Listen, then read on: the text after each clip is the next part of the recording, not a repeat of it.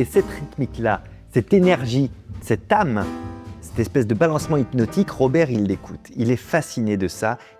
Le blues à cette époque, c'est pas une musique, c'est plus que ça, c'est une échappatoire, c'est comme une plainte, mais une plainte qui a du style et qui groove. C'est une manière de crier mais sans hurler. Et cette rythmique-là, cette énergie, cette âme, cette espèce de balancement hypnotique, Robert, il l'écoute. Il est fasciné de ça, il veut faire partie de cet ensemble, à défaut de lui donner un autre nom, et il sait qu'il veut qu'on le regarde, qu'on l'écoute, qu'on dise de lui, Robert, c'est vraiment un bluesman. Il y met beaucoup d'intention, mais les moqueries fusent parce qu'il n'y arrive pas. Il se fait chasser des cercles de musiciens, des groupes qui se réunissent comme ça le soir. Le problème, c'est pas qu'il groove mal, c'est qu'il est gênant. Et puis un jour, il entend une chanson.